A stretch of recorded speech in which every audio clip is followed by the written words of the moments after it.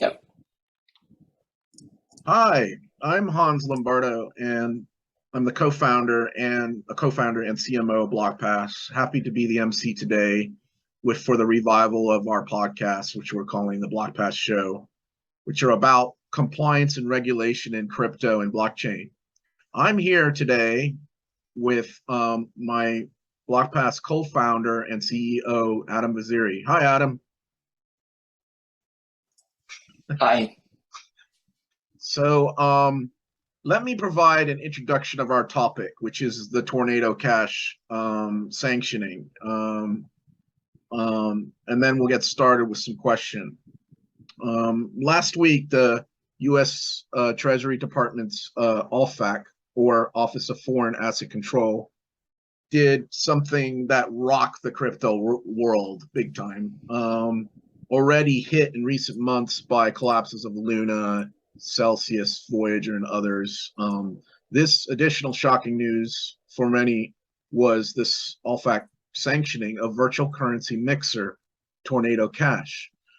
OFAC stated that Tornado Cash have been used to launder more than $7 billion worth of virtual currency since its creation in 2019.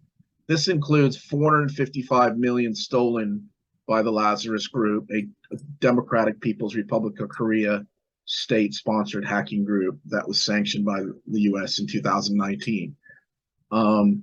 It is the largest known virtual currency heist to date, according to OFAC.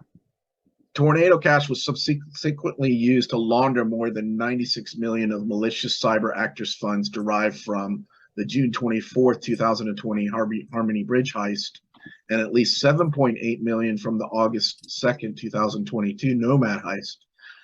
Today's actions are taken pursuant, what this is OFAC saying, to Executive Order 13694, which was dealing with a previous virtual currency mixer. So my first question, Adam, for you is, what is a crypto mixer, and what happened in the case of Tornado Cash? Sure. Well, thanks everyone for being able to join us today on this. So there are some complicated details, of course, and we'll try to unpack them as best as we possibly can. The first question is, what is a mixer? In basic terms, it is what it says on the tin.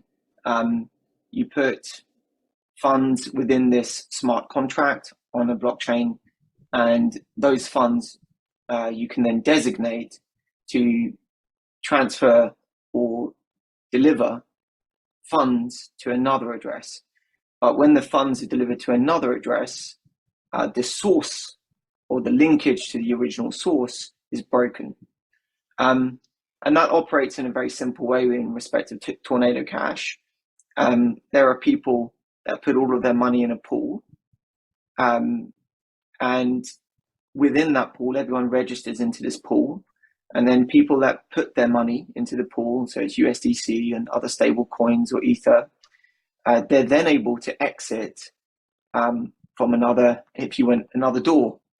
And when they exit through the other door, the transaction is happening from the pool to the exit, so it breaks the linkage. Of course, if you go there, deposit, and then withdraw immediately, then you can somehow see the connection between the two. But I mean, even on the Tornado Cash website, it says, please delay between making the deposit and making the withdrawal. So it's actually relatively simple technically for a system like Ethereum. I mean, simple in the sense of the basic logic. But the goal here is just to disseminate the origin of the funds. So there's been an argument. I mean, there was a huge, backlash from sort of the crypto community, crypto enthusiasts, particularly on social media, were saying that the sanctioning of Tornado Cash code falls under free speech protection laws, that it's actually against free speech, is what they were trying to argue quite vehemently. What do you think about that? Is this a violation of free speech?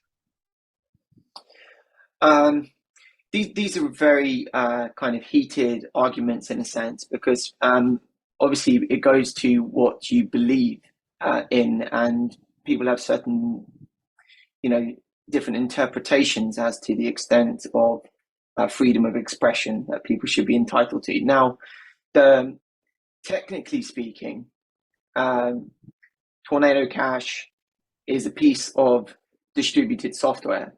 It exists on a blockchain.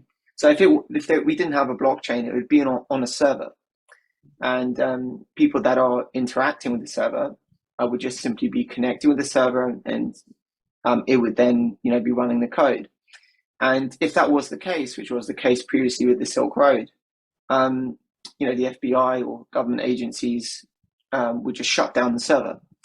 But in the case of Tornado Cash, they have to take additional steps or change the approach in relation to that target. So in relation to Tornado Cash, because they cannot shut down the server, the order was presented that the actual the mixing smart contract mechanism should be subject to sanctions, which essentially renders the tool useless, because it means that a legitimate user that wants to use the tool, which there are legitimate users that do, or that did, they can't use the tool, because if they do interact with the tool, they're now breaching sanctions.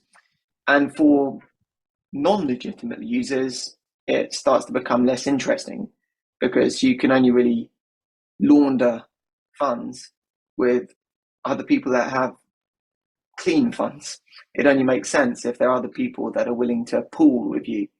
It doesn't make sense if basically Tornado Cash is only used by criminals, because then you just track all of the exits from Tornado Cash, and that you can taint all of them. So that was a very innovative remedy that was presented. Now, people have said in the crypto community that this is an infringement of free speech, but they haven't been very specific about it. First off, writing code could be an expression of free speech. I write code, it's like writing an article, it's a publication to a larger degree, it's the sharing of ideas. I think, widely speaking, people would not dispute that fact. However, to be more precise, Tornado Cash is not a piece of human language. Human language, as one may know, is compiled into machine language, which is ones and zeros. The machine language is running on the blockchain network, not someone's drafted JavaScript or whatever the language is that humans might use to code. So that, first of all, that's just a false claim to claim that the actual code itself is free speech, because it's not. It's a compiled application on a distributed system. It is, if it's anything, it is an object rather than an expression of words. And then the other analogy here is that if you essentially prohibit people from using this object, I mean, you could say it's a tool, that by prohibiting that object from being used, you're inhibiting people's liberty. But these are very broad claims, frankly, that are being made, and is very normal in any society to not have an absolute freedom, such as the absolute right to do everything that we would want to do. But it's just a question of whether the interference of that right was just and proportionate to what was being achieved. And that is open for debate. Could you also argue that the code, actually, there's a direct correlation between the code and what happens from the code, where free speech is something that it's just like Donald Trump saying something that provokes people to do something that is very hard to draw a causation, where with code you can say, okay, this code did this. It could cause a cascade on the internet or something like that. It could be a bomb, right? A sort of software bomb. And so in that sense, it's a bit different from speech. Would you agree with that? Yeah, I mean, first of all, I just disagree that compiled code is speech. That's the first thing, and then the second thing is the interference of people's right to use the code, which essentially is what OFAC have done. They have said you are prohibited from interacting with this piece of code. Okay. By saying that, it means if anyone does interact, they're breaching sanctions. But the question really is whether that intervention is just and proportionate in the circumstances. And these are not like legal technical terms, but it's a way of evaluating interferences in general of one's human rights. In this situation you mentioned, yeah, it could be a ticking time bomb, effectively. To just let it there, do damage is, I mean, largely negligence. If you just sit there and observe this item causing damage to other people's lives, and there are victims in this case from the hacking attempts that have occurred, of course, and those persons have to be borne in mind when thinking about what is the remedy. But we have to also note, of course, it has produced a really some unintended consequences, this action. So by saying you cannot interact with this, the result has been some people have decided to use Tornado Cash to then send funds to bona fide participants, right, as a kind of financial doxing in a way. They call it dusting wallets, essentially. And the result of that is you now pass the obligation on to that person. And to be clear what the obligation is, those funds are blocked in Tornado Cash. And if you have your funds, yeah. Can I ask you about that? So those funds are blocked now, but let's get to the nitty gritty of what's happening in that block. For example, why was Circle forced to blacklist or block certain wallets? Because that in effect caused a lot of people issues, right? Because they weren't able to get their funds. Yeah, that's a really interesting question about Circle's involvement. I mean, USDC had been used within Tornado Cash as one of the accepted cryptos. As you may know, Circle, although it has created a kind of bearer instrument, which is USDC, i.e. transfers do not require KYC, it does have the ability to essentially blacklist wallets, which essentially removes from that account the ability to transfer. They can do that remotely. And so when the order came out, the order is drafted in a manner that all persons, all US persons, Circle is a US person, are bound by that order.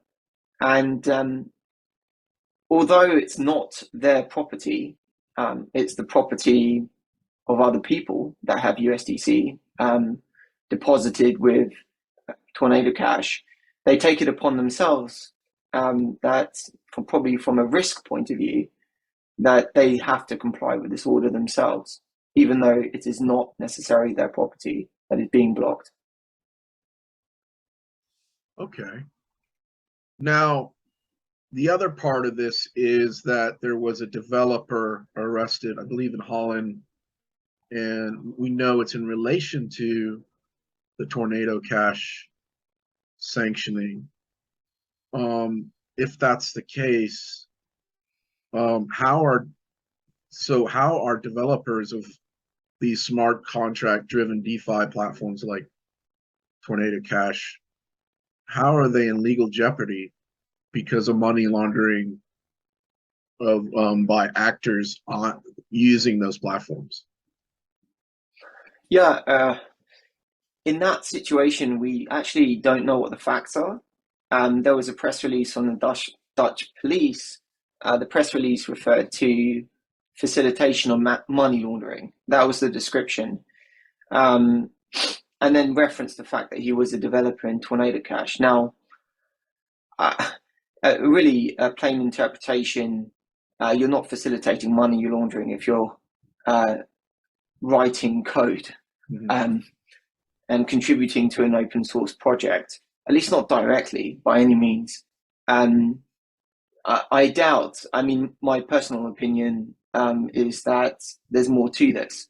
And yes, of course, if the person is being prosecuted for writing code, then you go back to this question of, yeah, freedom of expression and the right to share ideas and, contribute to common knowledge and all of these aspects kick in where you want to have some human rights protection, of course.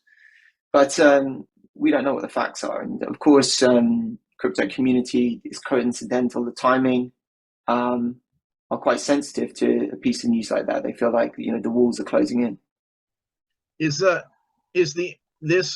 Tornado Cash that we're referring to an installation of an open source software code, and is it not necessarily development of that code but the installation of it, meaning the setting it up, launching it, pushing the start button, and then letting it go automatically? Then after that there's no one, I assume, keeping it going. I don't know, but is the person that pressed that start button, that developer, programmer, or technical person, in legal jeopardy? That's never really been tested yet. These questions of like the ceremony of starting an unstoppable smart contract. Like someone has to press a button somewhere, right? But even if you were pressing that button, it's not clear directly what that offense would be. You're deploying compiled code onto a blockchain. That transaction of itself, you need to be very specific about what that offense might be. Yeah, but of course these are very specific actions and facts, and we need to look at, of course, the legal circumstances around that. But I think in this case, when someone contributing to source code, if they are being prosecuted for that, they would have a very strong defense. And the facts in question, we don't know the full details. So I think people are jumping to conclusions on that case. And of course, it's an ongoing investigation. So the police can't exactly provide all the details. Could it be possible that Allfac wasn't really intentionally targeting developers of software code? That is really more about the Circle, wallet addresses, like in Circle's case, things like that. So because I'm wondering, are they thinking, okay, this is going to result in the rest of developers who start, launch this thing or build the software? Is that what they're thinking when they make these kind of sanctions, or because they're sanctioning the actual application, which is quite odd. Yeah, yes, it is very odd, and of course, it's never been done.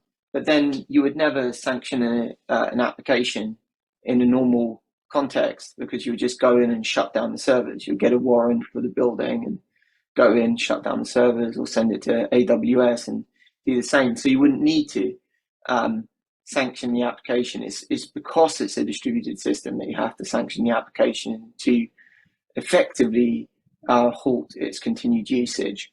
There are. I doubt that the question here is about going after devs. Really, the key thing here is this tool has been used by known money launderers, and property of money launderers may be inside the tool at the point when the sanctions order was issued, and that property has to be seized. It's that simple. And the action of seizing causes collateral damage. The collateral damage is simply that other people have their money tied up in the pool as well. And the question is, what recourse do they have? Well, there is a procedure whereby they can apply to OFAC for a license to withdraw their funds from the address, from the application. And although the crypto community are making out that this is a really complex, arduous process, it is recourse that is available to people. It's not there. They don't have any recourse whatsoever. And yeah, I think that's a point to note. And another point that was raised was essentially because effectively there's no intermediary behind Tornado Cash, there's no one to liaise with as to what remedies people have, and no kind of go-between with OFAC and the customers that have been affected. But you don't really need that, frankly speaking, because the application is unaffected, technically speaking, from the order that's come through from OFAC. So all you need to do is get the license from OFAC, press a button on MetaMask, and get your funds back. There are, as I said, unintended consequences to a certain degree. We talked about the dusting issue. There are technicalities that OFAC will need to clarify. I mean, you can't have a situation effectively where people are causing upon you an administrative burden and criminal liability potentially if you're unaware of it, by just sending you funds from Tornado Cash. So there are definitely some complexities there that will need to be clarified by OFAC. But frankly speaking, in any situation where they're introducing a novel mode of enforcement, there are going to be unexpected consequences that arise from that. So the next question is, are there other platforms like Tornado Cash or somewhat similar? What I'm referring to is anonymous DeFi platforms. Are there other ones that could be under threat from OFAC or regulatory sanctions? Assuming enough, there's enough, it seems to be that the more money that goes into these platforms, the more attention they get from regulators like OFAC or other regulators. Are there other platforms that are under threat like that?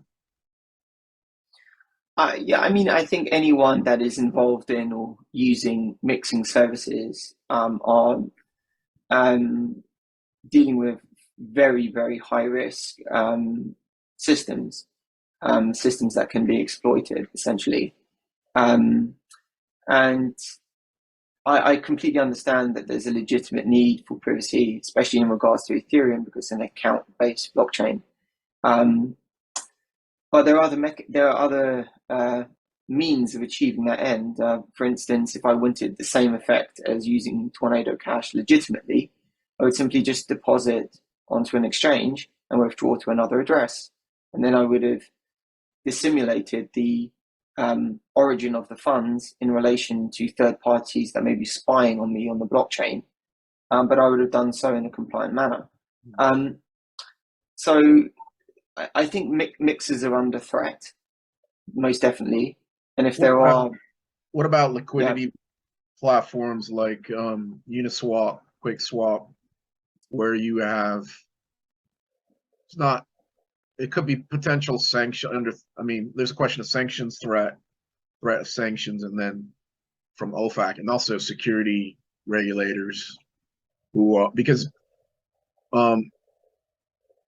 ultimately, because people can, through Uniswap, from any kind of geographical location, get, receive and send tokens or sell tokens and buy tokens, which in the United States, for example, most of them are considered unlicensed securities.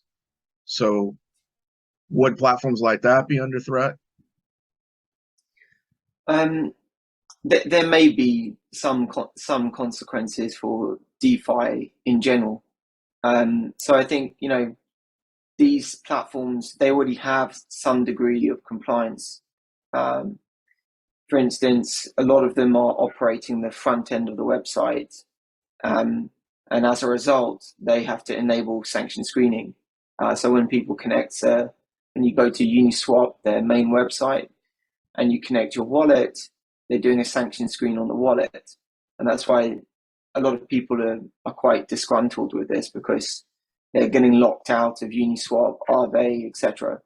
Because the front end's picking up that they've got a Tornado Cash association. Are there solutions like that would allow some anonymity and could be used for sort of the mainstream of people that will still consider privacy, but for example, a compliance layer being embedded in these platforms? Yeah, I mean, I think for those that say, well, I don't want to deposit with Coinbase and withdraw from Coinbase, I want to do this in a non-custodial way. At present, it doesn't exist, a kind of compliant mixer, but one could foresee that such tools can be built. It's not so inconceivable. But I think the ethos of crypto, at least at present, is one of permissionlessness. The result of that ethos is, that it looks like it's creeping more towards lawlessness. And I think there needs to be somewhat of a compromise taken here. I don't think we can bring crypto to the masses, to the mainstream audience, taking a highly radical view surrounding permissionlessness. Also, there are some real problematic areas that, if OFAC has decided to target a distributed application itself for essentially nefarious actions, and that people argue that, well, that application doesn't belong to anyone, it is distributed, it is decentralized, etc., that the argument of using decentralization to avoid legal enforcement is starting to fall away, which then brings you to the next layer, which is, do validators now in the Ethereum network or in other blockchain networks need to consider that their own liability? There are big questions that arise from this, and I think that taking a very radical view regarding decentralization at all costs is not going to be conducive to finding a solution to this problem. The solution to this problem is trying to find a balanced view between which, on the one hand, maintains part of the ethos of crypto, which is user empowerment, and on the other hand, addresses the real world laws that apply today and political imperatives. Without compromise between the two, it is likely to result in marginalization, not in further embracing of crypto. Okay. Is there any sort of other news regarding compliance and sanctions in crypto, recent news that you could talk about? Just a few pieces of news. What we can see now is that the EU has introduced a new regime. It's called MiCA. This regime would require the registration of virtual assets. It's likely to come into force this year, with a rollout and implementation period of a couple of years from then, because EU law tends to be issued as a directive, and then each state has a period of time to bring that into force within their own jurisdiction. We're also seeing in the EU that they're going to introduce a specific regulator of crypto for AML purposes. That would be the first assigned regulator to deal with the crypto industry, which is very interesting. Aside from that, we can see that in the US market, of course, there's this ongoing discussion about securities and about how that's going to play out over the coming months or year, and the treatment of tokens in general, which regulator is going to take charge of these tokens. Is it going to be the COTC? Is it going to be the SEC? And the consequences of that. But yeah, certainly we'll keep everyone tuned with all of the regulatory updates. We're going to make sure that people are on the ball and understand the consequences. You know, our position, of course, at Blockpass is that we want to enable compliance for the crypto industry, because our goal is that this enters the mainstream. And for it to enter the mainstream, there needs to be some realism around the role of crypto within a broader legal and regulatory context. Yeah, and to add to that, though, is in our building of sort of blockchain compliance or crypto compliance solutions and software, we have the user in mind, that the user centricity in mind. I think that that's important. I'm sure you agree that we want the users to continue to control their data and ultimately be in the driver's seat. Absolutely. I think this is the challenge ahead, is for, you know, to be able to achieve mainstream adoption. We have to, on the one hand, achieve compliance. On the other hand, decentralization and data protection, or all in one. So it's you know, that those three separate challenges means that when we build a product, it has to be able to tick all of those boxes and address those directly. Okay. Well, thank you, Adam, for today talking to us, and it's a pleasure to listen to someone who's such an expert in the field. Maybe the next show, we can talk about more about European regulations and crypto. We could do a whole call on that. So, you know, goodbye, everyone. See you, everyone. Bye. Thank you.